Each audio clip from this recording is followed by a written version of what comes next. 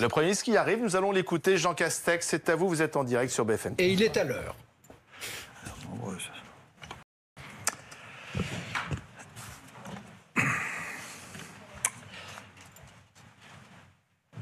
Bien, mes chers concitoyens, mesdames et messieurs, je vous retrouve donc en ce début d'année 2021 pour vous entretenir une nouvelle fois avec le ministre des Solidarités et de la Santé de la crise sanitaire qui dure depuis maintenant 10 mois. C'est aussi pour moi l'occasion de présenter à chacune et chacun d'entre vous mes vœux les plus sincères pour cette année nouvelle, avec évidemment une pensée toute particulière pour toutes celles et ceux qui ont subi les affres de cette pandémie. Les familles et les proches de ceux qui en sont morts, celles et ceux qui ont été malades, parfois gravement, et le très grand nombre d'entre vous qui avez été affectés directement ou indirectement dans votre emploi, dans votre activité, dans votre vie quotidienne, familiale ou sociale, dans votre équilibre personnel, c'est-à-dire quasiment la nation tout entière. Un moment très difficile de notre histoire, dont j'ai une conscience aiguë. Des situations parfois dramatiques auxquelles nous devons faire face, avec courage, avec détermination et avec humanité. 2021 sera l'année de l'espérance, notamment grâce à la campagne de vaccination sur laquelle nous reviendrons longuement. Mais il me faut préalablement vous présenter la situation sanitaire aujourd'hui de notre pays. Même si le virus circule légèrement moins en France que chez la plupart de nos voisins, la situation est loin d'être revenue à la normale. Le niveau des contaminations dans notre pays reste élevé. Il a même tendance à progresser depuis la mi-décembre. Nous étions alors en moyenne à 10 000 contaminations par jour.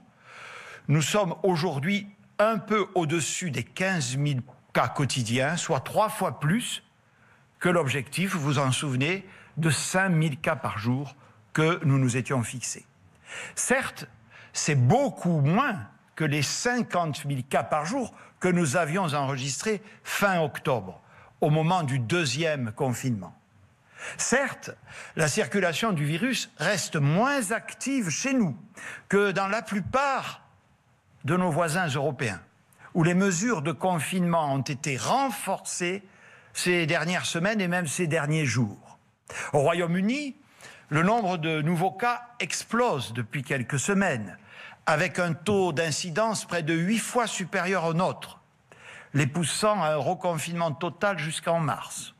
La Suisse, qui avait été peu frappée par la première vague, a un taux d'incidence et un taux de mortalité 2 fois supérieur au nôtre. L'Allemagne, qui a un taux de positivité des tests près de 2 fois supérieur à la France, a dû se résoudre à un confinement pour casser cette courbe. Notre situation actuelle est sans nul doute la conséquence des mesures de confinement que nous avons prises au bon moment, dès la fin octobre, et qui ont eu un réel impact avec le couvre-feu. Cela tient certainement aussi au sens des responsabilités dont nous avons fait collectivement preuve au moment des fêtes de fin d'année. Ce n'est toutefois que la semaine prochaine que nous aurons suffisamment de recul pour en apprécier les effets et nous resterons très attentifs à l'évolution dans les jours à venir. Car, je le disais, la situation sanitaire de notre pays n'est pas revenue à la normale. Elle est même devenue plus fragile au cours des dernières semaines. Nous observons ainsi une pression sur notre système hospitalier qui reste très forte. Chaque jour, nous enregistrons près de 2500 nouvelles hospitalisations et plus de 200 admissions en réanimation, soit une personne toutes les 7 minutes. Et cette pression ne s'est pas réduite au cours du dernier mois. Nous sommes toujours à plus de 25 000 personnes hospitalisées, dont 2600 malades en réanimation. Un lit de réanimation sur 2 est occupé par un malade de la Covid. Pour les accueillir, nous devons faire de la place en continuant à déprogrammer des opérations chirurgicales moins urgentes. Il est donc hors de question de désarmer notre système hospitalier. Nous constatons également que la situation se dégrade dans certains territoires plus rapidement qu'ailleurs. C'est le cas dans les régions situées à l'est du pays, ce qui nous a conduit à prendre la semaine dernière des mesures spécifiques dans 15 départements. C'est aussi le cas de certains territoires d'outre-mer, notamment la Guyane. À cela s'ajoute l'inquiétude liée à l'évolution de la situation au Royaume-Uni. La flambée de cas que connaît ce pays et dont je vous parlais à l'instant pourrait être due à l'apparition d'une souche variante du virus. Un autre est également apparu en Afrique du Sud. Si ces nouvelles souches virales semblent être encore peu répandues dans notre pays, elles pourraient, selon les connaissances scientifiques encore préliminaires dont nous disposons, être davantage contagieuses. Compte tenu de ces éléments et du degré d'incertitude encore élevé, nous avons immédiatement réagi pour empêcher le plus possible que ces virus ne puissent se propager sur notre territoire. Nous avons décidé le 20 décembre dernier de fermer les frontières avec le Royaume-Uni et cette mesure sera prolongée jusqu'à nouvel ordre. Seules certaines catégories de personnes très précises sont autorisées. Elles doivent obligatoirement présenter un test négatif réalisé sur le territoire britannique pour entrer sur notre territoire. Je cède la parole au ministre de la Santé, Olivier Véran, qui va vous présenter les informations qui sont à notre disposition sur ces deux souches virales.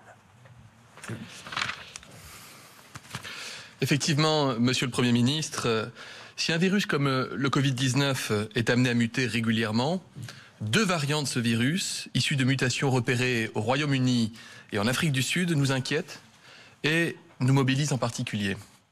Le variant sud-africain est encore mal connu. Il fait l'objet de recherches à l'échelle mondiale. Nos techniques de génétique ont permis à ce jour de le repérer chez 3 patients sur le territoire national.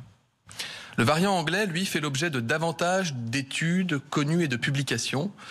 Et ce que nous savons ou suspectons à date sur ce variant anglais, je vais le résumer.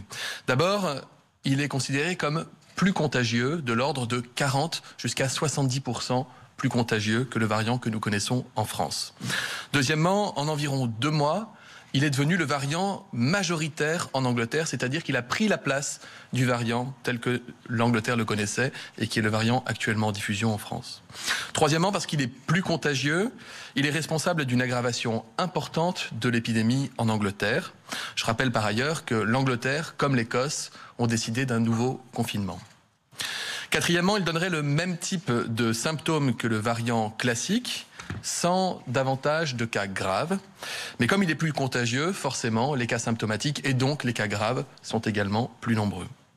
Cinquièmement, il serait plus contagieux également chez les enfants, d'après certaines études préliminaires, mais il ne serait pas plus grave chez l'enfant que le virus que nous connaissons, fort heureusement. Nous voulons éviter à tout prix la diffusion de ce variant en France. À ce jour, nous avons identifié 19 cas en circulation sur le territoire national, dont 2 dans le cadre de clusters dits à risque, un en Île-de-France et un en Bretagne. Nous nous attendons clairement à en identifier davantage. Voici ce que nous mettons en place pour pouvoir être particulièrement vigilants et actifs. D'abord, tous les laboratoires, mais aussi les centres de recherche et bien sûr Santé publique France, sont mobilisés pour traquer le variant partout. Ce jeudi et demain, tous les tests PCR douteux, c'est-à-dire pouvant suggérer qu'il s'agit d'un cas de variant anglais, seront analysés sur nos plateformes pour ce qu'on appelle du séquençage génétique, permettant de dénombrer le nombre précis de cas de variants à date sur le territoire national pour la journée donc d'aujourd'hui et de demain. Deuxièmement, une surveillance accrue est organisée dans les écoles en lien avec Jean-Michel Blanquer, ainsi que des opérations de dépistage. Troisièmement, toute personne venant de Grande-Bretagne, mais également d'Afrique du Sud, doit présenter le résultat d'un test négatif datant de moins de 72 heures avant le départ s'il souhaite venir en France. Nous prenons la menace de ce variant anglais et la menace de ce variant sud-africain très au sérieux et nous prendrons toutes les mesures qui s'imposeront si ces variants devaient s'avérer diffusés sur le territoire national. Merci beaucoup, Monsieur le Ministre. Face à cette situation donc fragile, il n'est donc pas question que nous baissions la garde dans les semaines à venir. Nous devons non seulement maintenir les mesures en vigueur visant à freiner la circulation du virus, mais être prêt, je le dis, à les renforcer dès l'instant où cela s'avérerait nécessaire en fonction de l'évolution des prochains jours et des prochaines semaines. La situation relativement maîtrisée de l'épidémie en France ne doit en effet pas nous induire en erreur. La deuxième vague est toujours là. Nous sommes loin de l'objectif des 5000 cas par jour qui correspond au seuil de maîtrise de l'épidémie. La pression sur notre système de santé reste élevée et nous ne sommes toujours pas sortis d'affaire. Nous devons retrouver une dynamique de baisse. C'est la condition pour reprendre le contrôle de l'épidémie. Pour y parvenir, cela me conduit à arrêter les dispositions suivantes. Premièrement, toutes les activités, tous les établissements, tous les équipements qui sont aujourd'hui fermés le resteront encore jusqu'à la fin de ce mois. Les musées, les cinémas, les théâtres, les salles de spectacle, les équipements sportifs ou de loisirs ne connaîtront dans les semaines qui viennent aucun assouplissement. Nous avions fixé, s'agissant du secteur de la culture, avec Roselyne Bachelot, un point de revoyure début janvier. La situation sanitaire que je viens de vous décrire ne nous permet malheureusement aucune évolution aujourd'hui. Les conditions d'une reprise à compter de début février seront ainsi concertées avec les représentants de ces secteurs que j'ai rencontrés à la fin de l'année dernière. Nous souhaitons leur donner de la visibilité en travaillant avec eux à l'élaboration d'une méthode d'ouverture encadrée et progressive. Nous ferons un point le 20 janvier prochain afin d'examiner alors, en fonction de la situation sanitaire, s'il est possible de confirmer la possibilité et les conditions d'une reprise de l'activité à partir de début février. Nous avons conscience que la situation est aujourd'hui très difficile pour les artistes et les professionnels de la culture et la ministre est totalement engagée et déterminée à leur côté. Il en va de même du secteur sportif que nous accompagnons fortement avec les ministres concernés. Les mêmes considérations me conduisent à prendre la même décision pour les stations de ski dont les remontées mécaniques ne pourront pas rouvrir tout de suite. Je comprends là encore l'inquiétude des élus et des professionnels de la montagne. Je sais combien ils ont besoin de visibilité, notamment sur la possibilité d'ouvrir pendant les vacances de février. C'est vital pour ces territoires pour lesquels cette activité saisonnière fait vivre des familles entières toute l'année. C'est un objectif que nous pouvons nous fixer, mais il serait prématuré de prendre une décision aujourd'hui, compte tenu des incertitudes sanitaires qui demeurent. Là encore, nous ferons un point le 20 janvier, à 2 semaines du début des vacances scolaires. L'État continuera donc d'accompagner les acteurs économiques et les territoires de montagne. Il poursuivra également son action diplomatique vis-à-vis des pays voisins dotés de stations de sport d'hiver.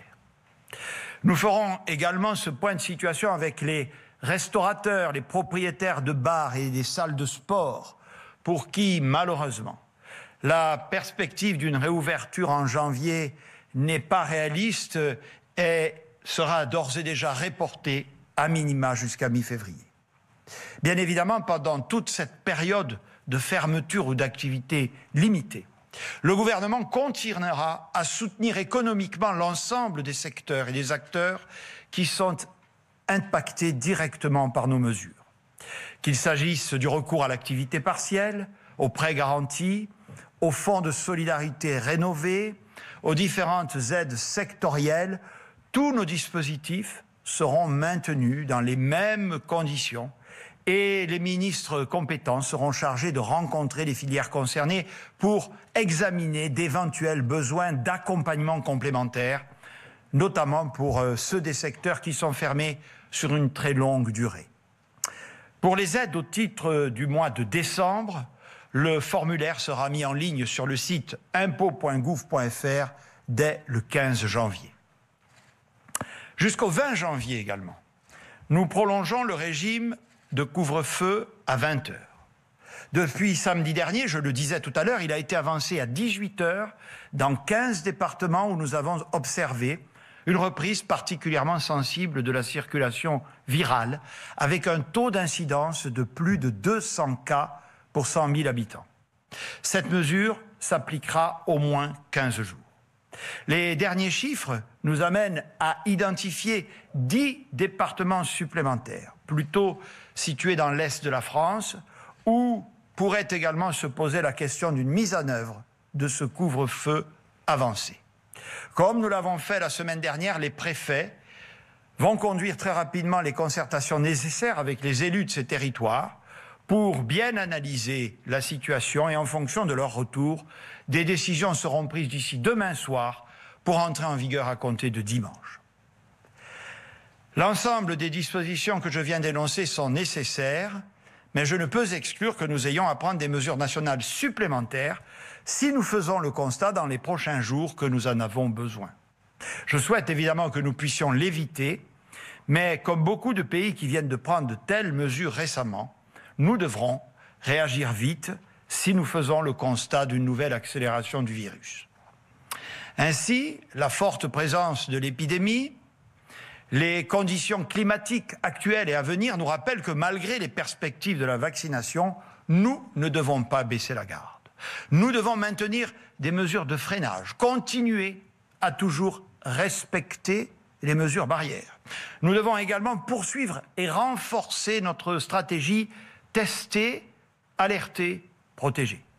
Nous avons aujourd'hui en France un dispositif de dépistage particulièrement développé. Je vous rappelle qu'il repose sur la gratuité. Les tests sont totalement gratuits en France pour tout le monde. C'est unique en Europe. Pour une personne asymptomatique souhaitant se faire tester, il faut ainsi débourser près de 100 € en Allemagne ou en Espagne, jusqu'à 350 € au Royaume-Uni, et même être tiré au sort en Grèce. En France, chacun peut se faire tester à côté de chez lui, dans son laboratoire, chez son pharmacien, chez son médecin, dans un cabinet infirmier, même chez son dentiste. On compte plus de 12 000 points de test en France. Notre dispositif était calibré en mai dernier pour 700 000 tests par semaine. Nous l'avons porté à 1 million par semaine en septembre, 2 millions en novembre, et pendant la semaine précédant Noël, nous avons réalisé 3,5 millions de tests sans augmentation des délais d'attente. C'est plus que tout autre pays en Europe. Depuis mai, nous n'avons pas eu de cesse d'optimiser notre politique de dépistage afin d'améliorer le délai de prise de rendez-vous et de rendu des tests. Nous n'avons jamais caché nos difficultés en septembre dernier, lorsque les délais se sont allongés sous l'effet de l'accélération de la demande. Nous les avons précisément identifiés et y avons apporté des réponses. De telle sorte qu'aujourd'hui, 86% des résultats sont rendus à moins de 24 heures.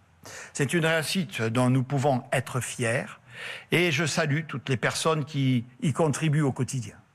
D'autres améliorations sont nécessaires pour gagner en efficacité et mieux garantir l'effectivité de l'isolement des personnes positives et de leurs cas contacts. Cela passera par des outils et des moyens nouveaux. À partir du 10 janvier, dès que vous avez des symptômes ou que vous êtes cas contact, il vous suffira de vous inscrire sur le site de l'assurance maladie pour obtenir un arrêt de travail immédiat indemnisé sans jour de carence. L'assurance maladie procédera à un suivi systématique avec 2 à 3 appels téléphoniques sur 7 jours. Chaque personne déclarée positive se verra proposer à compter du 20 janvier une visite à domicile par un infirmier. Mais nous pouvons désormais compter sur une arme encore plus puissante, le vaccin, qui constitue notre principale source d'espoir pour sortir de cette crise. La campagne vaccinale contre la Covid a commencé le 27 décembre dernier et va se poursuivre dans les mois à venir. Elle suscite des attentes qui sont légitimes, mais aussi des interrogations qui le sont tout autant.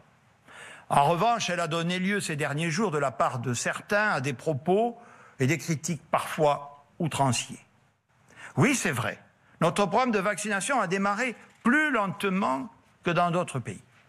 Ce décalage s'explique par notre choix de respecter les principes et les priorités qui nous ont été fixés par la Haute Autorité de Santé.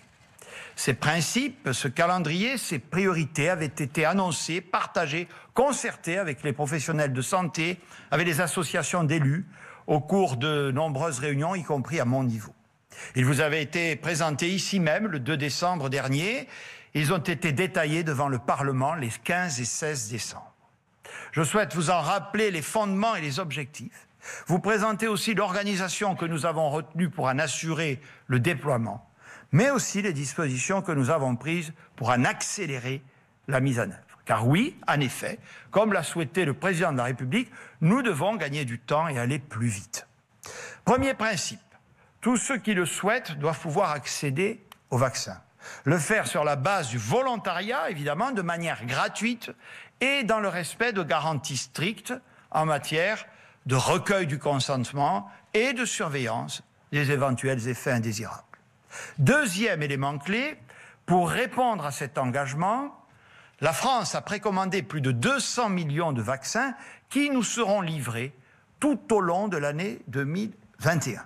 Je vous rappelle que nous avons, avec nos partenaires européens, précommandé depuis juin dernier tous les vaccins les plus prometteurs. Et je veux être clair que c'était le seul mécanisme de nature à garantir le plus grand nombre de doses pour nos concitoyens au vu de la saturation actuelle du marché. Il nous a déjà permis de constituer un portefeuille très large de vaccins en cours de développement. Nous en avons même commandé beaucoup plus que nécessaire. Pourquoi ? Car il est possible que certains de ces vaccins n'obtiennent pas les autorisations ou les obtiennent plus tard qu'annoncé. Cela ne dépend pas de nous et nous avons donc pris des marges de sécurité pour ne pas être en pénurie. La ministre en charge du dossier, Agnès Pannier-Runacher, pourra tout à l'heure répondre à vos questions sur ce sujet. Pour autant, cela signifie que tout le monde ne pourra pas être vacciné tout de suite, en France comme ailleurs. Notre objectif est donc clair, et il l'a toujours été, vacciner en priorité le plus vite possible les 15 millions de personnes âgées et souffrant de pathologies chroniques. Pourquoi eux ? Parce que les premiers vaccins qui arrivent permettent surtout de prévenir, quand on attrape la Covid, de développer une forme grave de la maladie. Cela veut donc dire qu'il faut protéger celles et ceux qui sont les plus à risque d'être hospitalisés, voire de décéder. C'est-à-dire les 15 millions de personnes âgées ou atteintes d'une pathologie chronique. Si nous parvenons à vacciner ces 15 millions de personnes, nous les aurons protégés du risque sanitaire et nous aurons protégé nos hôpitaux. Nous avons bon espoir que d'autres vaccins obtiennent dans les semaines à venir les autorisations nécessaires pour que nous puissions bénéficier de davantage de doses et donc de vacciner davantage de personnes encore d'ici l'été. À très court terme, d'ici fin janvier, les quantités reçues et qui arrivent au cours du mois nous permettront d'être en capacité de vacciner au moins 1 million de personnes, soit le même nombre que nos voisins européens au prorata de notre population. Ce rythme est celui des capacités industrielles qui sont aujourd'hui en forte tension. Nous veillerons à acheminer des doses de vaccins sur l'ensemble du territoire national, y compris dans les départements d'outre-mer. Troisième élément clé, la Haute Autorité de Santé nous a demandé de démarrer la vaccination par les personnes en EHPAD et en unité de soins de longue durée, car ce sont elles qui ont payé le plus lourd tribut à la crise. Si elles ne représentent que 1% de la population, elles représentent un tiers des morts de la Covid. Même si cela est plus long, même si cela est plus difficile d'aller vacciner ces personnes et que cela ne permet pas immédiatement de faire du chiffre, il est indispensable de le faire. Cette première phase est également ouverte aux personnes en situation de handicap vulnérables qui sont hébergées en maison d'accueil spécialisée et en foyer d'accueil médicalisé. C'est un impératif sanitaire et c'est un impératif éthique. Et ce choix des EHPAD explique très largement le démarrage très progressif des premiers jours. Chacun peut en effet entendre qu'on ne recueille pas le consentement d'une personne de 90 ans atteinte de la maladie d'Alzheimer comme on le ferait pour un jeune de 20 ans. Nous voulons faire les choses bien dans le respect de ces personnes, en présence de leurs médecins traitants avec l'accord de leur famille. Ce sont les directeurs d'EHPAD, les professionnels de santé, les associations de patients qui nous ont demandé de leur laisser le temps d'organiser cela. Les vaccinations en EHPAD ont démarré depuis le 27 décembre et s'accéléreront comme prévu dans les prochains jours jusqu'à fin janvier, début février. J'ai demandé à Madame Lasserre, qui est directrice d'un EHPAD à Paris, de venir nous présenter, vous expliquer la manière dont se passe concrètement la préparation d'un EHPAD à la vaccination. Merci, Madame. Monsieur le Premier ministre, merci de me donner la parole. Je suis devant vous en qualité de directrice d'un EHPAD qui accueille 94 personnes, en grande majorité des personnes âgées, vulnérables, en perte d'autonomie, polypathologiques et pour beaucoup atteints de maladies neuroévolutives. Et je viens vous faire partager mon expérience de terrain. Comme beaucoup d'autres établissements, notre établissement a été fortement touché lors de la première vague du Covid. Un tiers de nos résidents ont été atteints, 9 en sont décédés et 23 collaborateurs ont été affectés. Et je tiens ici à rendre hommage à toutes les familles qui ont été frappées par cette pandémie. Depuis près d'un an, nous avons lutté avec tous les moyens dont nous disposions, modifié les protocoles et adapté notre organisation afin de limiter au maximum l'impact du virus. Et l'arrivée de ce vaccin est une vraie source d'espoir pour tous, pour nos résidents, pour leurs proches et pour toutes nos équipes. Depuis le 23 décembre, date de la publication de l'avis de l'HAS, nous sommes pleinement mobilisés pour mettre en œuvre la vaccination conformément à la stratégie définie par le gouvernement avec l'appui des services support pour ma part de mon groupe ACPPA. Et nous avons établi des liens et des communications régulières avec les résidents, les familles et ou les représentants légaux qui ont permis de recenser les 20 premiers volontaires dans mon EHPAD.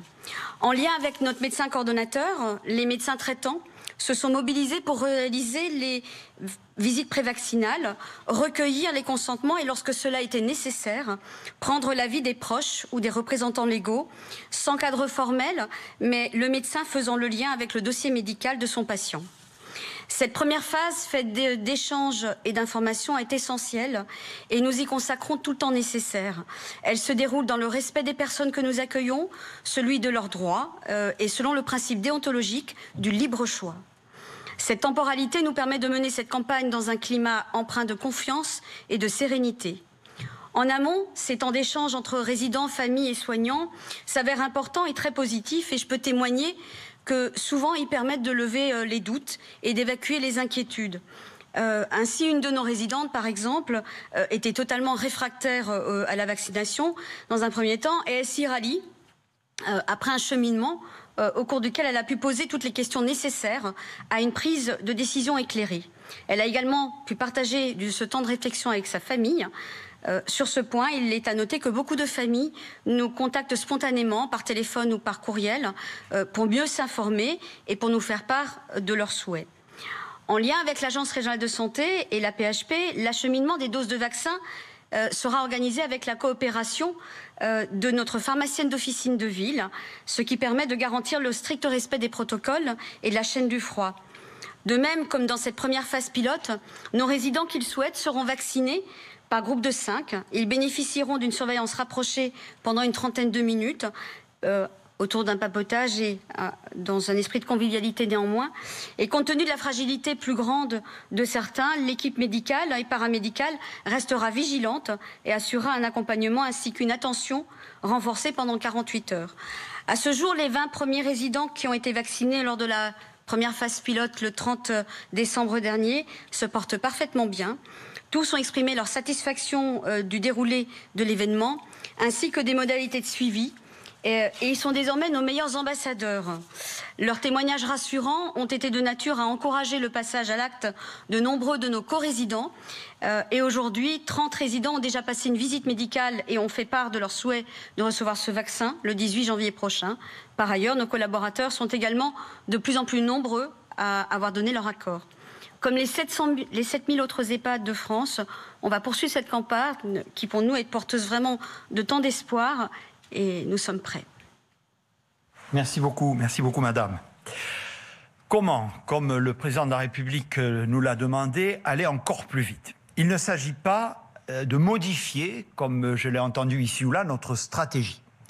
Mais il s'agit par tout moyen d'anticiper, d'optimiser, de simplifier sa mise en œuvre et son déploiement. C'est pourquoi nous avons décidé d'avancer ce que nous appelons la phase 2 de notre stratégie vaccinale, après les EHPAD, qui ne devait démarrer qu'en février, et cela dans 3 directions. Première évolution, les professionnels de santé et les aides à domicile de plus de 50 ans peuvent se faire vacciner depuis lundi. Au total, ce sont déjà plus de 45 000 personnes qui ont été vaccinées au cours des 5 derniers jours. Deuxième évolution, les personnes de plus de 75 ans pourront se faire vacciner à partir de lundi 18 janvier.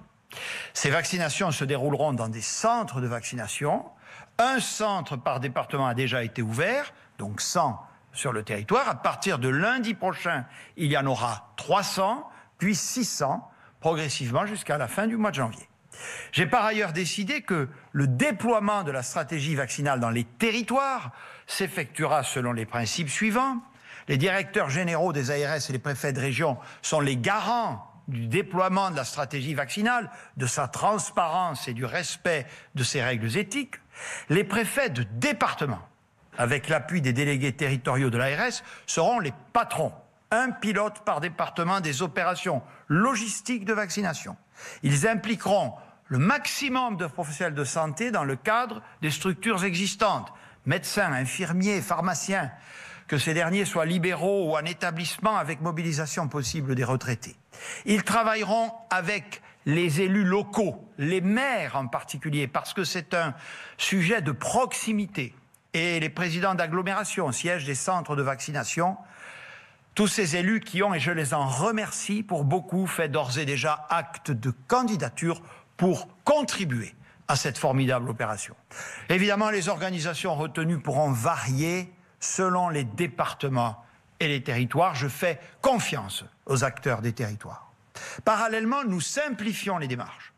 Les différentes étapes qui avaient été prévues pour les personnes très vulnérables à EHPAD, et que vous a rappelé Madame la directrice, et en décembre, quand nous avions encore peu de recul sur le vaccin, seront allégées pour les populations moins fragiles. Où se faire vacciner? Comment prendre rendez-vous? Quelles sont les démarches à entreprendre? Le ministre de la Santé va maintenant vous donner davantage de précisions.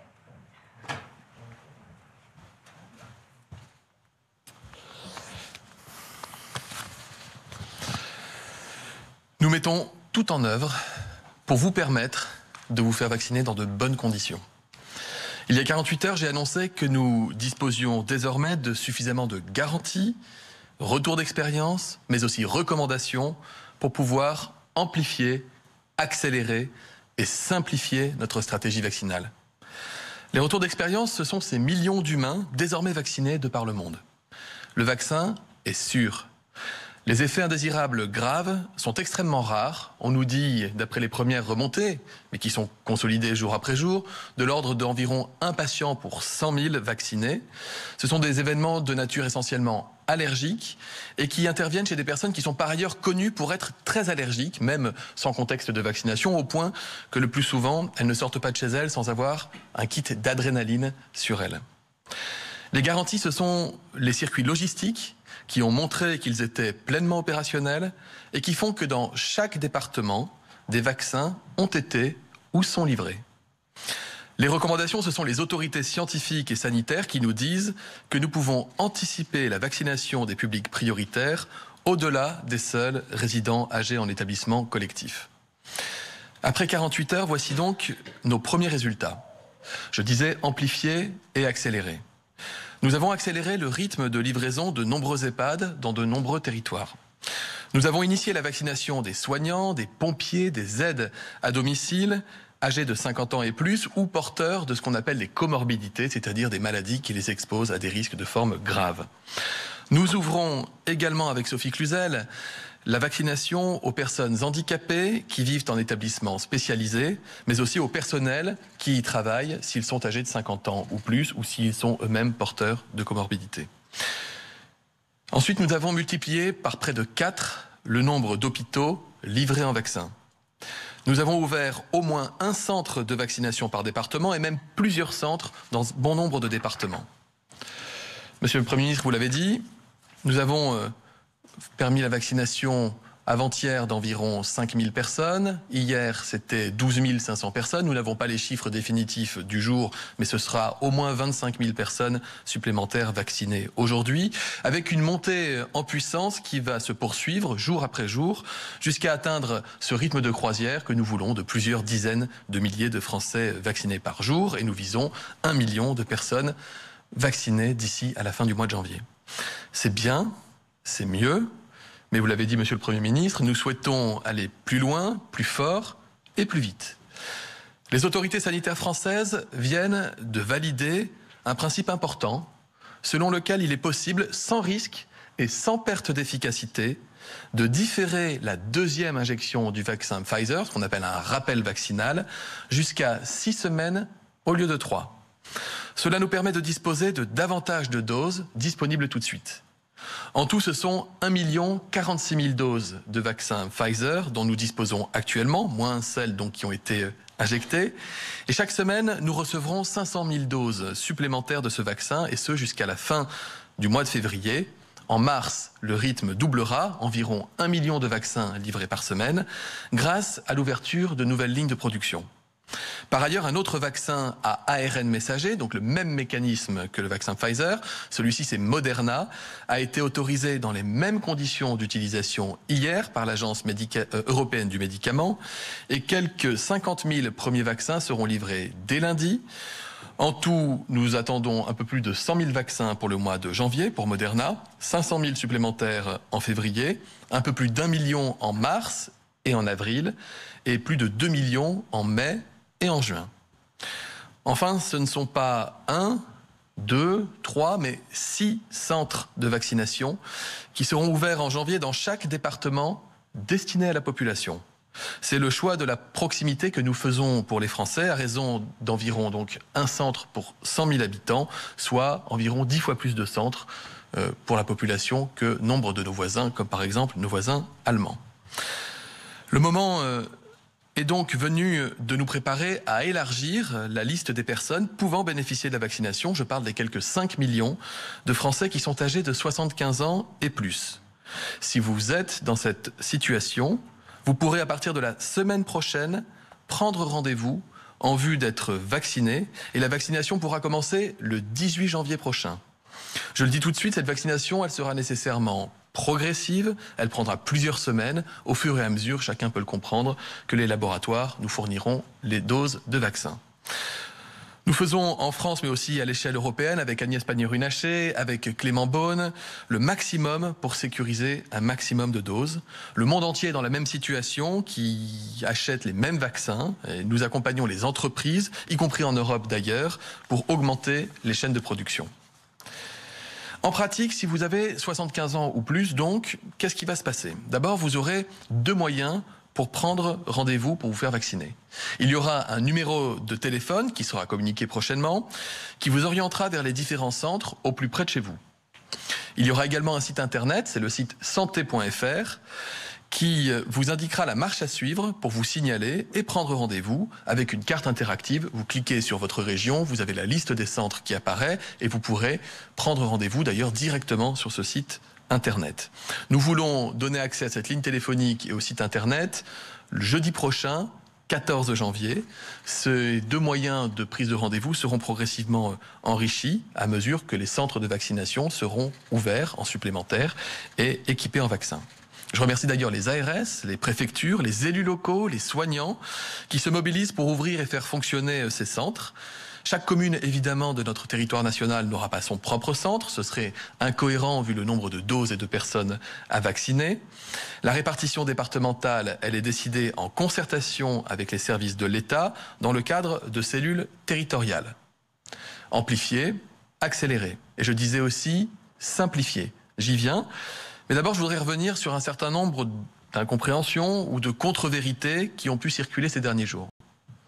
Non, il n'a jamais été question d'exiger un consentement écrit pour se faire vacciner. Le consentement n'a pas plus de valeur en droit que le consentement qu'il soit écrit ou qu'il soit oral.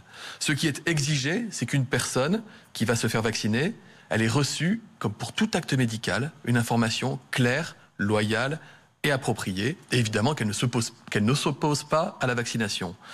Ce n'est par définition pas le cas d'une personne âgée de 75 ans qui prendrait rendez-vous pour aller se faire vacciner dans un centre. Mais pour une personne âgée vulnérable, et Madame la directrice d'EHPAD vous l'avez très bien dit tout à l'heure, qui n'est pas forcément en capacité d'exprimer d'ailleurs sa propre volonté, il faut s'assurer qu'elle ne s'y oppose pas ou prendre le temps de consulter la personne référente ou la famille. Non, il n'a jamais été question de recueillir un consentement 5 jours avant de vacciner.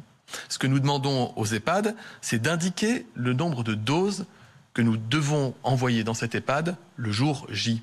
Imaginez une seconde qu'on envoie 100 doses de vaccin dans un EHPAD où il y a 100 résidents et que le jour J de la vaccination, il n'y ait que 40 personnes qui acceptent ou qui soient en état de se faire vacciner. Ce serait 60 doses de perdues et là, ce serait inexcusable. En pratique, chaque EHPAD connaît sa date de livraison en vaccin et nous leur demandons de faire remonter leurs besoins précis quelques jours avant que nous intervenions. La vaccination en EHPAD a commencé progressivement, elle va prendre de l'ampleur dès la semaine prochaine dans plusieurs régions, France entière à compter de la semaine suivante. C'est un délai qui correspondait, vous l'avez très bien dit, à la demande initiale des établissements pour personnes âgées et nous travaillons d'arrache-pied avec Brigitte Bourguignon, ministre déléguée en charge de l'autonomie. En revanche, le recul dont nous disposons désormais nous permet, c'est vrai, de simplifier le parcours de la personne vaccinée sans rien rogner sur la sécurité et sur la qualité. Le Conseil d'orientation pour la stratégie vaccinale, qui est présidé par le professeur Alain Fischer, nous y encourage. Voici donc en pratique comment cela va se passer. Si vous avez 75 ans ou plus, vous êtes d'abord libre, si vous le souhaitez, d'aller consulter votre médecin pour lui poser toutes vos questions, vérifier l'absence de contre-indication, mais ce n'est pas une obligation. Vous pouvez le faire, mais vous n'y êtes pas obligé. Vous vous inscrivez donc par téléphone ou sur le site santé.fr, vous réservez votre créneau dans le centre le plus proche de chez vous. Sur place, un médecin, ou tout autre soignant d'ailleurs, vous posera quelques questions ou vous fera même remplir un auto-questionnaire très simple qui visera juste à vérifier que vous pouvez être vacciné normalement et dans de bonnes conditions. Quelques questions, je les résume. Avez-vous eu le Covid au cours des 3 derniers mois? Avez-vous été vacciné contre la grippe au cours des 3 dernières semaines? Souffrez-vous d'allergies graves? Avez-vous de la fièvre ou d'autres symptômes? Prenez-vous certains traitements particuliers à signaler au cas où? Êtes-vous enceinte? On est d'accord, il y a peu de risques après 75 ans, mais je voudrais être exhaustif. Si vous le souhaitez, vous pourrez voir un médecin, puisqu'il y aura toujours un médecin présent sur le centre où vous serez vacciné. Sinon, vous pouvez directement passer à l'étape de la vaccination, c'est-à-dire qu'une fois le questionnaire rempli et validé médicalement, vous serez invité à recevoir l'injection du vaccin par un médecin, un infirmier ou d'ailleurs tout autre soignant habilité à le faire. Il s'agit d'une injection intramusculaire dans l'épaule le plus souvent, comme la plupart des vaccins. À l'issue de l'injection, vous serez amené à rester environ 15 minutes sur place, par mesure de sécurité, et ensuite vous pourrez rentrer chez vous. Vous serez vacciné, il restera à faire la même chose entre 3 et 6 semaines après la première injection et vous serez donc protégé contre les formes graves du Covid. Ce que je viens de décrire, c'est ce qui va rythmer notre campagne de vaccination au cours des 2 prochains mois. Une fois encore, nous ferons le maximum pour répondre au maximum de demandes le plus vite possible. Ensuite, il y a une autre phase de la vaccination, ou plutôt 2 autres phases d'ailleurs, qui démarreront. D'abord, l'ouverture aux 65 ans et plus, c'est-à-dire 7 millions de Français supplémentaires. C'est lorsque nous aurons suffisamment protégé les personnes les plus fragiles, les plus vulnérables, donc les personnes âgées de 75 ans et plus. Et puis, il y aura surtout l'arrivée d'autres vaccins au fonctionnement différent, qui auront évidemment eux aussi été validés parce qu'ils seront jugés sûrs et efficaces. Nous espérons ces vaccins avant le mois de mars. Pour certains d'entre eux, nous disposerons de grandes quantités qui permettront d'aller bien plus vite et de protéger un maximum de Français. Ces vaccins, en plus, ils ne sont pas conservés à moins 80 degrés ni à moins 20 degrés. Ils pourront être réalisés en ville directement auprès de vos soignants. Je rappelle à titre d'exemple que cette année, pour la campagne grippale, ce sont 1,5 million de doses de vaccins contre la grippe qui ont été écoulées en moins de 24 heures. Il m'est difficile de fixer ici un nombre de Français qui seront vaccinés à coup sûr avant l'été. Vous le comprendrez, puisque ça dépend de la validation en bonne et due forme de ces vaccins. Et que nous ne pouvons pas le savoir tant que ces vaccins n'ont pas été validés. Mais je vous confirme qu'en tout état de cause, nous avons commandé 78 millions de doses qui sont normalement livrées avant l'été, entre les 5 principaux vaccins, c'est-à-dire les 2 qui existent déjà, et les 3 autres dont nous espérons qu'ils le seront. Et évidemment, c'est suspendu au fait qu'ils soient validés. Chaque jour, nous publierons le nombre de vaccinations quotidiennes et cumulées. Un système d'information permet aux soignants de faire remonter tous ces chiffres au quotidien. Il est opérationnel depuis lundi. Il nécessite encore quelques jours pour monter en puissance. Vous comprendrez que quand on demande aux soignants d'ouvrir des centres de vaccination, d'ouvrir des lignes de vaccination, de mobiliser les soignants pour qu'ils se fassent vacciner, il est compliqué d'exiger d'eux que tous les jours, à la bonne heure, ils fassent remonter les données. Mais ce sera le cas très rapidement et vous aurez un accès libre à ces informations, évidemment. Pour l'heure, nous demandons aux agences régionales de santé de nous faire remonter chaque soir le nombre de vaccinations qui ont été réalisées et ce sont les chiffres que nous vous avons communiqués avec le Premier ministre. Pour conclure, j'ai conscience de l'impatience légitime de ceux qui parmi vous ont hâte de se faire vacciner, de tous ceux qui voient aussi dans le vaccin une chance de reprendre le cours normal de leur vie, retrouver leur emploi, leur université, leur salle de sport, le théâtre. Ce ne sont pas 6 jours qui font une différence face à la pandémie, ni quelques dizaines de milliers de vaccinés. Ce qui fera la différence, c'est notre engagement collectif dans cette reprise en main par l'homme d'un environnement qui était devenu défavorable. Faites-vous vacciner, aidez vos proches à se faire vacciner, réalisez la chance que la science nous offre. Le moment que nous vivons est historique, il connaîtra ses hauts, peut-être ses bas, ses grands moments d'engouement collectif, peut-être ses phases d'incompréhension, comme par exemple si nous devions manquer quelques jours de vaccin entre 2 ravitaillements. Mais à la fin, en nous vaccinant, nous sauverons des vies et nous retrouverons la nôtre. Je le redis, nous mettons tout en œuvre pour vous permettre de vous faire vacciner dans de bonnes conditions. Merci, Monsieur le Ministre de la Santé. Vous l'avez compris, le déploiement de la vaccination dessine une perspective claire de pouvoir sortir progressivement de cette crise sanitaire à l'échéance, nous l'espérons tous, de l'été prochain. Pour autant, nous allons devoir vivre avec ce virus encore plusieurs mois. Nous ne baisserons donc pas la garde sur les gestes barrières, les tests ou encore les mesures de freinage. Ce serait irresponsable. Mais la vaccination est devenue la priorité numéro 1 de l'action du gouvernement. Nous sommes tous convaincus que c'est la vaccination la plus large, la plus massive et la plus rapide qui nous permettra de sortir de la crise. Ne confondons pas, néanmoins, vitesse et précipitation. Les choses doivent être faites dans le plus grand sérieux et le plus grand respect des personnes les plus fragiles. Car nous avons besoin de l'adhésion de tous. Alors j'en appelle à la sérénité. Je demande que cessent les polémiques stériles qui n'apportent rien, sinon que d'inquiéter inutilement nos concitoyens, déjà fatigués et à fleur de peau, du fait de la durée et de l'ampleur de cette crise inédite. On ne peut pas, alors que le match vient de commencer et qu'il durera plusieurs mois, prétendre dès les premières minutes, que dis-je, dès les premières secondes, qu'il est déjà perdu. Bien au contraire, nous relèverons ensemble le pari de la vaccination et nous surmonterons ce défi historique. Nous voulons à la fois permettre l'exercice d'un véritable droit à la vaccination, certes organisé en fonction de priorités sanitaires, et convaincre le maximum d'entre vous, précisément parce que nous avons pris toutes les garanties éthiques et médicales de se faire vacciner. Se faire vacciner, c'est se protéger soi-même, mais c'est aussi protéger les autres. Montrons que nous sommes une nation solidaire, une nation généreuse. J'en appelle une nouvelle fois à notre sens des responsabilités individuelles et collectives.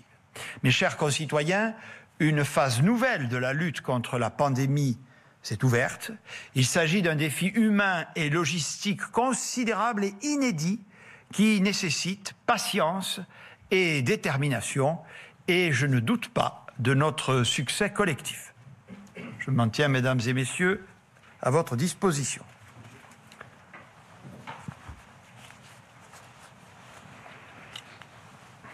Monsieur le Premier ministre, bonjour. Camille Collin pour TF1 et LCI. Vous avez dit tout à l'heure prendre la menace du variant britannique du virus très au sérieux. L'OMS, ce matin, a demandé à l'Europe d'en faire plus face à une situation qu'elle qualifie d'alarmante. Alors la France doit-elle justement en faire plus et comment? Est-ce que la piste d'une fermeture des écoles est envisagée ou de vacances scolaires qui dureraient plus longtemps pour enrayer la contagion de cette souche? Est-ce qu'un nouveau confinement est lui aussi envisagé? Est-ce qu'il ne faut pas, comme le disait l'un des membres du Conseil scientifique, frapper tôt et fort pour éviter de se retrouver dans la situation anglaise? Merci. On va changer, on est en 21, donc je vais faire 2 questions, par 2 questions, d'accord? Est-ce que le ministre peut se préparer? Bonsoir, Monsieur le Premier ministre. Bonsoir, Julia Van Elst pour BFM TV. Au vu des chiffres qui, en ce début d'année, ne sont pas très satisfaisants, avec les cas, on le voit, qui augmentent à nouveau, sommes-nous pas en train de payer les fêtes de fin d'année, et notamment Noël, avec les nombreuses familles françaises qui ont pu se réunir à Noël? Et puis, deuxième question, que répondez-vous à différents présidents de régions qui demandent en fait d'acheter eux-mêmes les doses de vaccins pour aller plus vite? Merci. Alors, le ministre voudra bien compléter mon propos, notamment par rapport à l'OMS. Vous voyez, ça, c'est le sel de ma fonction, hein, mesdames. Vous me dites, est-ce qu'on ne paye pas les fêtes de fin d'année, notamment Noël, après m'avoir accusé de sacrifier Noël? Vous vous en souvenez, quand on a pris les décisions. Donc, un coup, on en fait trop, et puis les mêmes, 15 jours après, vous reprochent de ne pas en faire assez. Sans doute que la vérité est au juste milieu. Pour ce qui est en tout cas des fêtes de fin d'année, c'était la deuxième question. Comme je l'ai dit dans mon intervention, et vous le savez d'ailleurs, pour connaître l'impact épidémique, je me mets sous le contrôle du ministre de la Santé, je pense qu'il est encore un peu tôt pour pouvoir l'apprécier de façon claire. Il n'y a pas que Noël, je dirais, sur l'ensemble de la période. Donc je vous ai indiqué que le temps qui est devant nous, pour ce motif, madame, votre question est très pertinente et cruciale, c'est-à-dire, vous voyez, si on laisse s'écouler, c'est à peu près au milieu de la semaine prochaine que nous aurons des données consolidées. Les fermetures des écoles, juste Olivier Véran vous répondra sur le plan strictement sanitaire. Vous me permettrez une remarque plus générale. Nous avons eu à faire face, si j'ose dire, et comme le dit Jean-Michel Blanquer, à plusieurs rentrées scolaires depuis le début de cette crise sanitaire, avec un premier confinement où les écoles avaient été, vous vous en souvenez toutes et tous, fermées. On en a tiré des enseignements en disant vraiment que, je crois d'ailleurs que c'est ce que écrit aussi l'OMS ou une autre institution, que la fermeture des écoles devait être envisagée vraiment en dernier recours. Je sais que certains pays ont recouru. Ma position est qu'effectivement, il faut vraiment que la situation sanitaire soit gravissime pour fermer les écoles, car nous savons que les conséquences, y compris sanitaires, de la fermeture des écoles sont absolument dramatiques. J'observe d'ailleurs, nous suivons tous les jours, la situation des clusters, des contaminations dans les écoles, dans les collèges, dans les lycées, qui, je vous rappelle, ont déjà vu leur fonctionnement allégé avant les vacances de Noël. Nous suivons tous les jours cette situation et la dernière rentrée s'est réalisée de façon tout à fait, je le dis, satisfaisante. Par rapport à ce qui se passe en Grande-Bretagne, décision a été prise dès que nous avons eu les premières données, de renforcer la surveillance épidémiologique et les tests dans les écoles, et le ministre aura l'occasion de vous présenter la montée en charge de cette politique de dépistage dans les écoles, en particulier dans les lycées, qui est déjà, comme je le disais, très élevée. Je termine en vous répondant sur les présidents de région. Je veux dire, toutes les bonnes volontés sont bienvenues, il n'y a aucun sujet. Simplement, la fourniture de doses vaccinales, vous le savez, fait l'objet de très fortes tensions au niveau mondial. Notez bien, je parle sous le contrôle expert de Mme Pannier-Runacher, que les doses qui sont livrées maintenant ont été commandées ou pré-réservées il y a de très nombreux mois. Et que là, nous discutons de doses supplémentaires parce que nous cherchons, nous aussi, à accroître les commandes. Et les réponses qui nous sont faites sont plutôt pour le 4e trimestre de l'année 2021. Donc je ne suis pas certain que les régions ou d'autres organismes, s'agissant de grosses commandes d'État, qui sont, vous le savez, coordonnées au sein de l'Union européenne par un certain nombre de pays, je ne suis pas certain donc que cette excellente intention, louable, des régions puisse se concrétiser à court terme. Monsieur le ministre de la Santé. Vous avez fait une réponse exhaustive, Monsieur le Premier ministre. Peut-être juste dire sur cette question des régions, par ailleurs, que les régions sont associées de façon très étroite à la concertation sur la stratégie vaccinale depuis des semaines et des semaines. D'ailleurs, il y a eu des communiqués. Certains saluaient la qualité de la concertation. Et pour ne rien vous cacher, je ne vous dirai pas qui j'ai ennuyé un 24 décembre à 20h30 en l'appelant pour lui parler de la stratégie vaccinale. Mais ça ne s'est pas arrêté pendant les vacances. Et je ne doute pas une seconde que les plus inquiets des présidents de région qui, depuis quelques jours, font valoir leur inquiétude, salueront la montée en puissance de la vaccination dans notre pays. Puisqu'il en va de l'intérêt de la nation que d'être soudés dans cette période, et puisque ce que nous voulons, c'est donner confiance aux Français et leur dire que nous sommes là pour les protéger. Vous avez parlé du variant anglais. J'ai dit tout à l'heure ce qui a été mis en œuvre, c'est-à-dire qu'on fait... Je ne veux pas rentrer trop dans le détail, mais sachez qu'il y a plusieurs méthodes de tests PCR, c'est les techniques de laboratoire qui permettent de faire les diagnostics. Parmi ces méthodes, il y en a une qui permet de suspecter la mutation anglaise. Ça tombe bien, c'est 1/3 du parc de PCR de notre pays.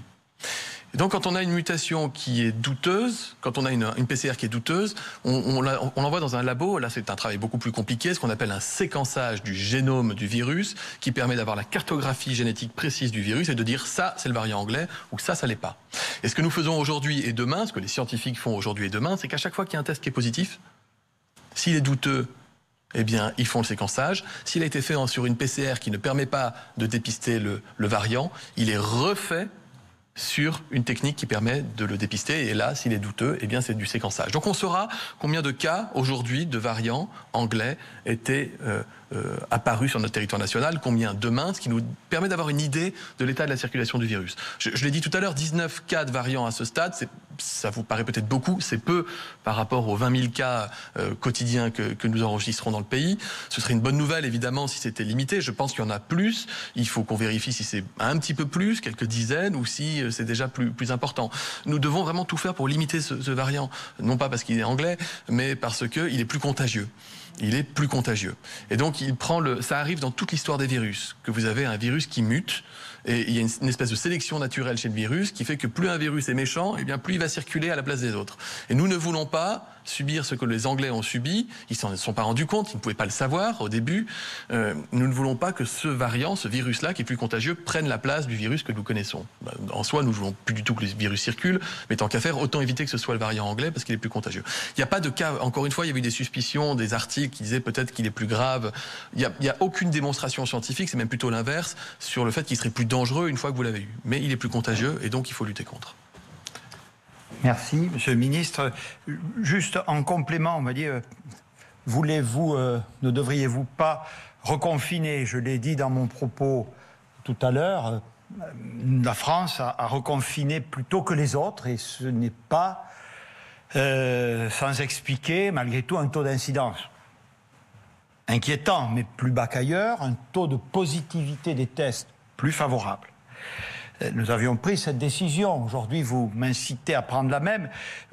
Je rappelle, reconfiner, par exemple, ça veut dire fermer les commerces qui ne vendent pas des produits de première nécessité. Je n'ai pas souvenir d'avoir, à l'époque, reçu de chaleureuses félicitations pour avoir pris cette décision douloureuse qu'aujourd'hui, vous sembleriez m'inciter à décider.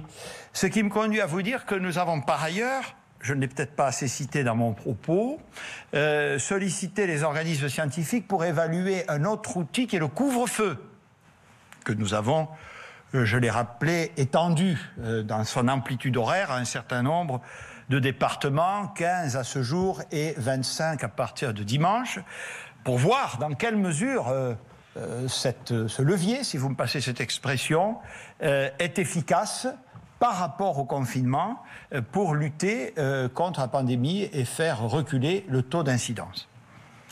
Je vous écoute. Monsieur le Premier ministre, bonjour. Thierry Curtet, France 2. Bonjour. Certains maires, certains élus qui souhaitent prendre des initiatives, comme par exemple ouvrir des centres de vaccination, se plaignent d'avoir à faire un véritable millefeuille administratif et d'avoir jusqu'à plus d'une quinzaine d'interlocuteurs dans les différentes administrations publiques. Est-ce que c'est pas là l'une des raisons qui explique qu'on soit dans un certain nombre de blocages? Est-ce que vous allez simplifier ces démarches? Et puis deuxième question, un certain nombre d'informations, peut-être des rumeurs qui n'ont pas forcément été vérifiées. Je vous demande, je vous pose la question, font état d'un certain nombre de pays européens qui cherchent et qui essayent d'acheter en parallèle un certain nombre de doses vaccinales. Est-ce que c'est le cas? Est-ce que vous avez des informations à ce sujet?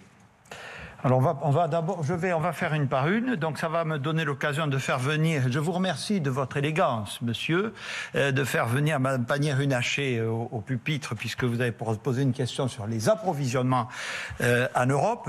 Moi je réponds directement à la question sur les maires, parce que vous comprendrez que c'est un sujet que j'affectionne particulièrement. Donc on est bien d'accord, la priorité là, du début, comme on l'a toujours dit, c'est les EHPAD. Alors des maires peuvent être, j'en fus, président d'établissements hébergeant des EHPAD. Bien, mais là c'est un circuit très dédié, un centre de vaccination, en tout cas je suppose que c'est votre question, c'est quelque chose où les gens se rendent. On ne va pas faire sortir les résidents des EHPAD pour aller dans des centres de vaccination, il faut aller vers eux. Donc on est déjà dans une étape ultérieure que j'ai longuement évoquée, puisque j'ai parlé de ces centres de vaccination, et je vous confirme, pour à nouveau les saluer, que beaucoup de maires se portent candidats pour épauler l'État, et c'est très heureux dans le déploiement de la vaccination. Donc on leur répond, on travaille avec eux, et je pense avoir été très clair, monsieur, je le répète, peut-être en écho à vos interrogations, ou en tout cas à celles que vous relayez, le patron du déploiement de la stratégie vaccinale au nom de l'État, avec l'Agence régionale de santé, c'est le préfet de département. Il y a un pilote dans l'avion. Et vous savez, j'ai souvent parlé du couple maire-préfet, c'est pas la première fois. Les maires, ils connaissent le préfet de leur département, ce sont des gens pragmatiques qui savent faire. On fait le pari de la confiance, ils vont travailler ensemble et vous verrez progressivement. Alors évidemment, je vous fais toute confiance là-dessus. Ici ou là, il y aura sûrement un loupé, un raté. Ça, je ne doute pas que nous pourrons le corriger, car il ne sera pas passé sous silence. Ça, c'est la certitude que j'ai. Madame la ministre. Merci beaucoup, Monsieur le Premier ministre. Peut-être remettre en perspective comment se sont déroulés ces achats de doses vaccinales au niveau européen.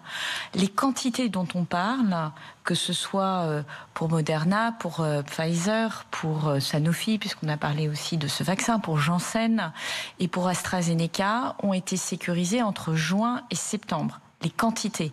C'est-à-dire que dans chaque cas, il y a eu des préaccords qui ensuite ont donné lieu à des contrats plus longs, dont lesquels un certain nombre de clauses étaient discutées, mais les quantités, elles ont été verrouillées il y a entre 6 et même 7 et 5 mois. Et c'est ces quantités aujourd'hui qui sont livrées avec des capacités industrielles, que vous disiez sous forte tension, je peux même considérer qu'elles sont saturées.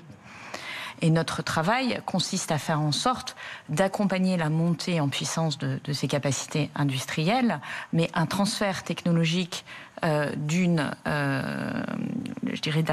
laboratoire pharmaceutique vers un sous-traitant, ça prend 12 mois à 18 mois en temps normal. Donc nous sommes face à une prouesse industrielle où, de manière générale, chacun pousse les plus gros sites de son pays pour pouvoir fabriquer le maximum de doses. Donc, ce qui est négocié aujourd'hui, c'est-à-dire les nouveaux apports, comme l'a dit Monsieur le Premier ministre, ce sont des quantités qui arriveront au deuxième semestre, voire en fin de deuxième semestre, pour des raisons évidentes de montée en puissance des capacités industrielles. Et au niveau européen, je ne lis pas dans le marc de café et je ne sais pas ce qui se passe dans l'arrière-boutique de chacun des États. Mais tels que sont conçus les contrats, il n'est pas matériellement possible de livrer à la fois les contrats actuels et de donner des doses en plus. C'est pas de la boulangerie et des baguettes que nous fabriquons, c'est des vaccins. Et donc, ça demande un minimum d'homologation de site, de transfert technologique, de conditions rigoureuses de montée en puissance. Et encore une fois, je crois qu'il faut saluer l'exploit industriel qui a été réalisé après l'exploit de recherche et développement par les différents laboratoires pharmaceutiques. Et comme vous l'avez vu, ils courent tous aussi vite que possible. Et nous, notre travail, c'est de faire en sorte qu'on fabrique. Et je voulais signaler qu'il y a 3 sites en France qui vont fabriquer des vaccins dans les prochaines semaines. Donc, ils sont en train de monter en puissance. Recipharm pour le vaccin Moderna, Delpharm pour le vaccin BioNTech. Et si le vaccin CureVac est effectivement validé, Fareva produira ce vaccin au-delà, effectivement, des sites de Sanofi.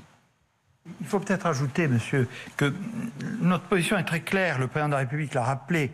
Dans le cadre de cette organisation et de cette discipline européenne, nous entendons respecter parce qu'elle a permis d'avoir des précommandes en quantité très élevée et à des prix satisfaisants.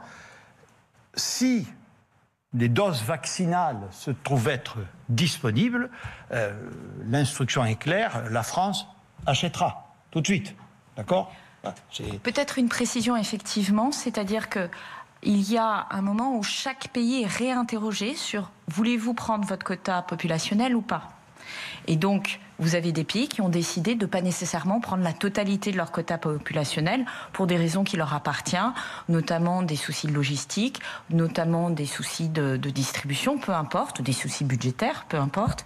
Et dans ce cas-là, les doses sont remises en jeu et chacun des pays ont la capacité à redemander des doses. Donc c'est comme ça que ça se passe et ça peut expliquer que vous n'ayez pas toujours une réplication linéaire du populationnel, mais parce qu'il y a un premier tour et un deuxième tour et que certains pays ont renoncé à prendre des doses. Monsieur Morel. Madame et Monsieur le Premier ministre, je voulais justement vous interroger sur ce sujet. Est-ce à dire donc qu'il n'y aura pas nécessité de transférer, en tout cas d'inciter les industriels à donner des licences à d'autres industriels? Et en vous écoutant, est-ce que ces vaccins seront donc, vous dites, fabriqués en France, pas nécessairement envoyés du pays producteur? Enfin, il faudrait peut-être préciser. Et Monsieur le Premier ministre, je voulais vous poser une question vraiment beaucoup plus générale. Est-ce que vous n'avez pas le sentiment que la polémique que nous avons connue sur la vaccination a peut-être incité ou nous a peut-être fait prendre conscience que les Français avaient finalement envie de se faire vacciner, que c'était peut-être un grand changement psychologique que nous découvrons chez nos compatriotes. Mais en fait, la question principale était d'abord... Oui, parce que c'est à chaque fois qu'il y a des polémiques, on suscite des envies, c'est effectivement très heureux. Madame la ministre. Oui, alors... Dans la négociation que nous avons menée avec les laboratoires pharmaceutiques, nous avons veillé à ce qu'il y ait des chaînes de production en Europe.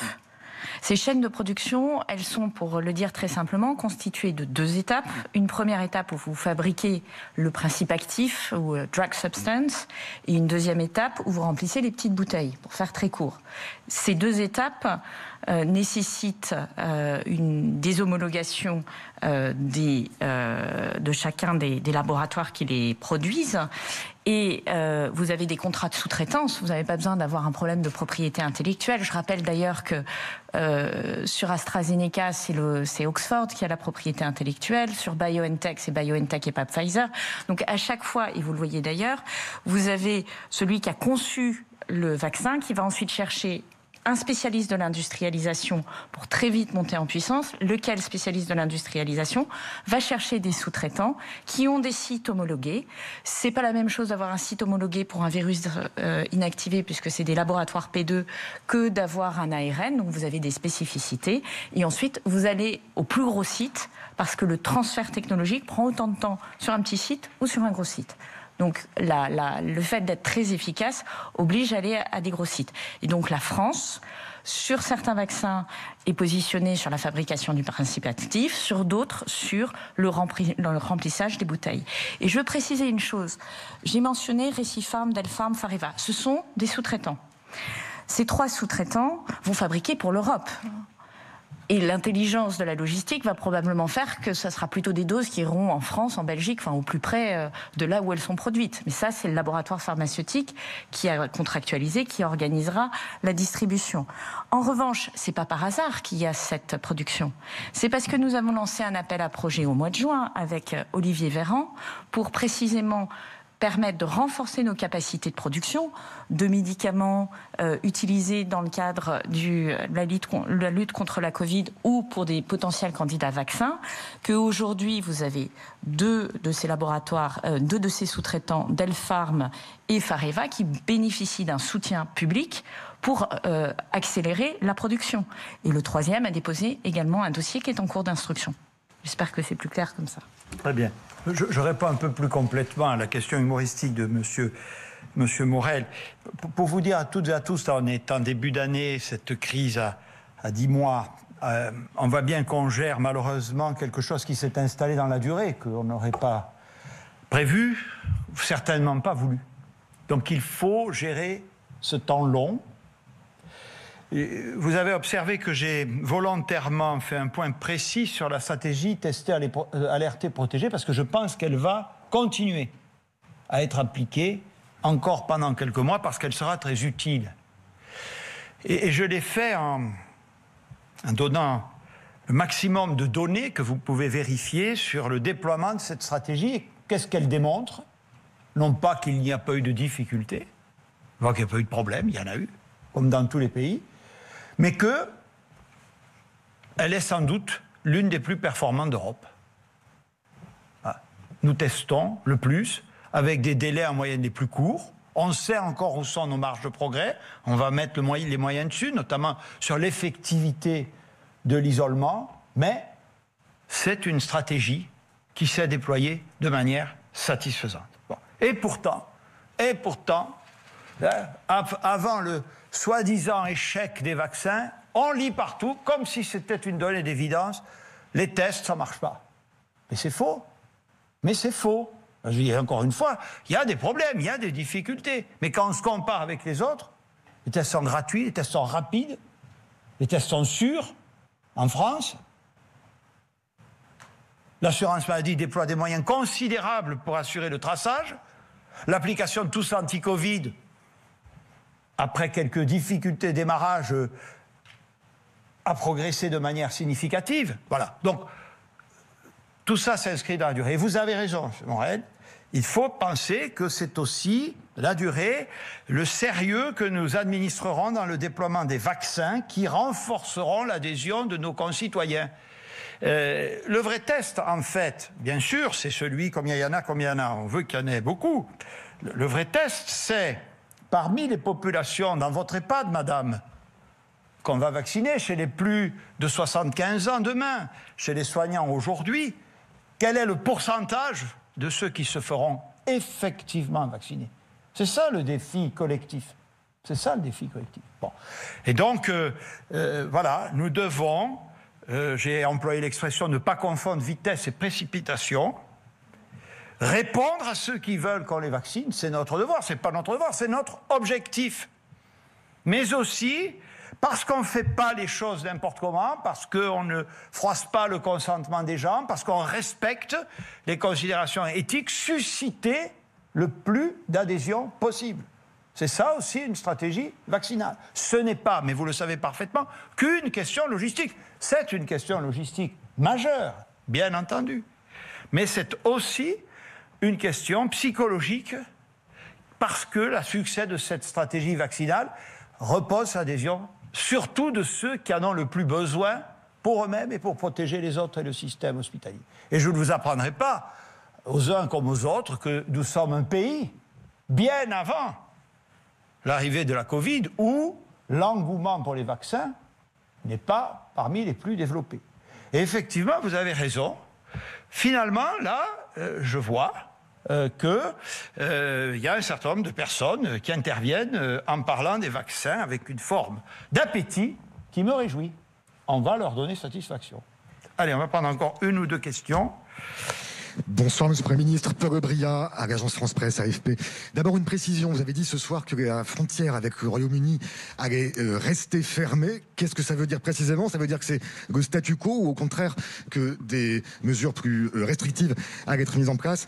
Et puis une deuxième question. Mi-décembre, devant le Parlement, vous aviez indiqué qu'1 800 000 doses seraient disponibles en France vers le 6 janvier. Nous y sommes. Manifestement, ces doses ne sont pas là. Alors, est-ce que c'est un problème de production industrielle ou est-ce que c'est un problème de logistique, de stockage en France qui explique que cette promesse n'a pas été tenue? Merci. Donc, à nouveau, merci de faire venir notre ministre au pupitre pour cette histoire de doses. J'ai déjà vu cette question, mais on va vous répondre. Pour la Grande-Bretagne, soyons clairs. Donc, pour l'instant, je vous réponds de façon très précise, c'est le statu quo. Je parle sous le contrôle des gens spécialisés. On a dû reprendre un décret parce que les mesures de fermeture qu'on avait prises s'achevaient le 6. Hein, monsieur, c'est ça? Bon, donc on les a prolongées. Oui, c'est le statu quo. Donc les frontières sont fermées. Et pour les citoyens français qui résident en Grande-Bretagne, et pour, il y a surtout, en fait, c'est surtout le problème des routiers que je vois, un test au départ. Bon. Le président de la République, nous devons lui faire rapport, a demandé à ce que soient bien évaluées les modalités d'application de ces dispositions, de mesurer aussi, c'était le sens d'intervention du ministre de la Santé, l'impact des informations scientifiques que nous disposons au fur et à mesure, chaque jour davantage sur ce virus mutant. Là aussi, je parle sous son contrôle, qu'un avis du Conseil scientifique sur ce sujet précis est attendu pour le début de la semaine prochaine, mardi je crois, et donc nous pourrions être amenés à prendre des mesures, soyons clairs, certainement pas d'allègement du dispositif. Certainement pas. Alors, sur les fameux 1,8 million de doses, Madame la Ministre. Alors, je crois que c'est à la fin du mois de janvier, donc ça recoupe les chiffres qu'on vient de vous donner, ce qui avait été dit au mois de décembre, et nous sommes, comme l'a très bien indiqué Monsieur le ministre de la Santé, à 560 000 doses livrées chaque semaine, donc on sera tout à fait dans ces niveaux. Donc c'est ni un problème d'industrialisation, ni un problème de logistique. C'est tout simplement une question de compréhension de nos tableaux, probablement. Voilà. Allez, on va prendre une dernière question. Madame. À propos du délai d'injection entre les deux doses, la deuxième dose... le laboratoire Pfizer avait dit qu'il ne préférait pas qu'on reporte au-delà de 3 semaines. Vous dites que vous allez reporter jusqu'à 6 semaines. Est-ce que ce n'est pas plus dangereux pour l'efficacité du vaccin? Qui vous donne l'autorisation? Vous parlez des autorités sanitaires. Est-ce que c'est la NSM, la Haute Autorité de Santé? Et justement, est-ce que ce n'est pas plus dangereux de reporter, en tout cas, c'est moins efficace pour le vaccin, de reporter la deuxième dose? Et comment allez-vous faire justement pour gérer les doses là-dessus, sur ce point-là? En tout cas, Monsieur le ministre de la Santé, il y aura bien une deuxième injection, parce que vous auriez pu aussi poser cette question par rapport à des pratiques de pays amis. Je ne peux pas croire que vous puissiez croire qu'on prendrait une décision qui serait dangereuse ou qui conduirait à être moins efficace. Vu tout ce qu'on fait pour organiser la stratégie vaccinale dans notre pays, c'est qu'on a envie que ça serve. C'est pas pour le plaisir de l'injection, c'est pour que ça puisse être efficace et protéger les Français. Non, ce qui relève des informations que les scientifiques ont eues, c'est que ça ne peut pas, la deuxième injection, le rappel, ne peut pas avoir lieu moins de 21 jours, moins de 3 semaines avant moins de 3 semaines après la première injection. Sinon, là, on a une perte d'efficacité, c'était ce qui relevait de l'étude. Et ensuite, ce qu'ils ont observé, c'est qu'il y a des patients, et dans le cadre du protocole, et dans le cadre de la vaccination, qui ont une injection plus tardive que les 3 semaines, et même certains ont une injection beaucoup plus tardive que les 3 semaines, et que ça s'est très bien passé. Donc, les données dont nous disposons, et évidemment, on ne fait pas ça sans l'avis conforme des autorités sanitaires, en l'occurrence la NSM, je ne sais plus si la HAS, la Haute Autorité de Santé, a eu à se prononcer, mais tout est parfaitement conforme, et si je vous l'annonce, c'est qu'on est baqué de ce point de vue-là par les scientifiques et les acteurs de la santé. Allez, merci beaucoup, et à bientôt. Quand vous vous-même vacciner? Je vous ai déjà répondu à cette question. J'ai déjà répondu à cette question. Donc dès que, j'espère, je me ferai vacciner, je souhaite ardemment me faire vacciner, et je le ferai quand mon tour viendra. Voilà. Merci beaucoup.